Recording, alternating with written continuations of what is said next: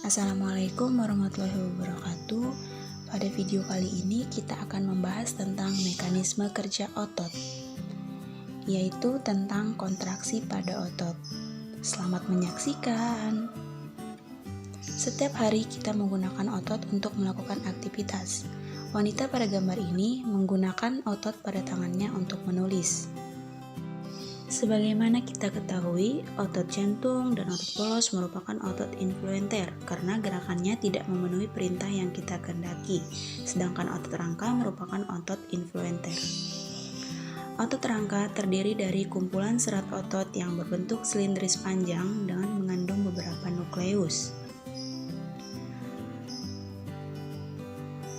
Otot rangka akan berkontraksi dan berelaksasi ketika menerima sinyal dari sistem saraf. Neuron muskular junction merupakan tempat pertukaran sinyal.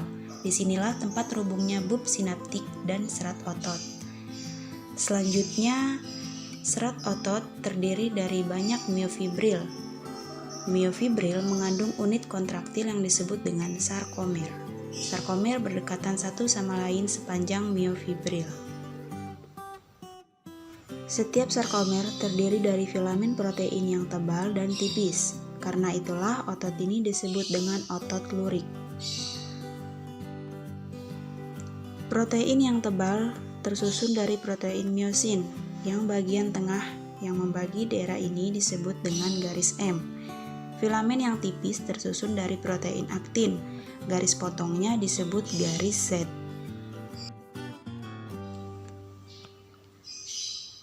Nah, karena itulah sarkomer dapat memendek pada kedua sisinya. Meskipun antara filamen digambarkan sebagai pergeseran, sebenarnya filamen miosin benar-benar menarik aktin sepanjang-panjangnya. Cross bridges atau sebagai jembatan penghubung miosin mengarahkan tenaga untuk bergerak. Inilah yang disebut dengan mekanisme kontraksi otot.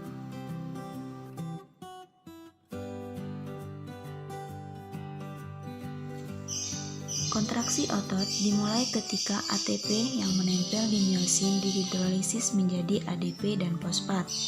Hal ini menyebabkan kepala miosin bisa menempel pada aktin dan membentuk jembatan aktin-miosin.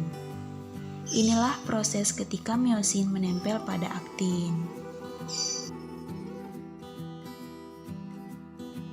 Selanjutnya, ADP dan fosfat akan dilepas, namun miosin akan tetap melekat pada aktin sampai datang lagi ATP yang baru yang menempel di miosin.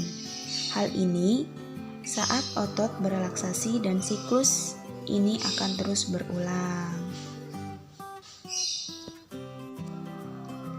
Kontraksi otot dikontrol oleh ion kalsium. Filamen aktin akan berasosiasi dengan protein tambahan, yaitu troponin dan tropomiosin. Jika otot berelaksasi, tropomiosin akan memblok jembatan aktin-miosin. Ketika kadar ion kalsium cukup tinggi dan terdapat ATP, maka ion kalsium akan berikatan dengan troponin, sehingga akan menyebabkan daerah aktin tropomiosin yang semula tertutup oleh troponin. Hal tersebut membuat kepala miosin mampu berikatan dengan aktin dan membentuk jembatan aktin-miosin dan memungkinkan miosin untuk menarik aktin. Ion kalsium terdapat pada sarkoplasmik retikulum dan akan dikeluarkan ketika mendapatkan sinyal dari sistem saraf. Berikut adalah penjelasannya. Neurotransmitter dilepaskan dari neuron dan mengikat reseptor dan mendepolarisasi selaput serat otot. Impuls akan bergerak ke tabulus P dan membuka retikulum endoplasmik. Ion-ion Ca akan mengalir ke miofibril dan memicu terjadinya kontraksi. Hal inilah yang menyebabkan terjadinya pemendekan otot.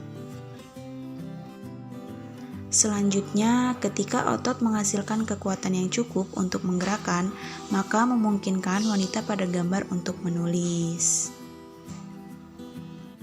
Sekian materi pada video kali ini, semoga bermanfaat dan bisa kalian pahami. Saya akhiri, wabillahi taufiq wal hidayah. Wassalamualaikum warahmatullahi wabarakatuh.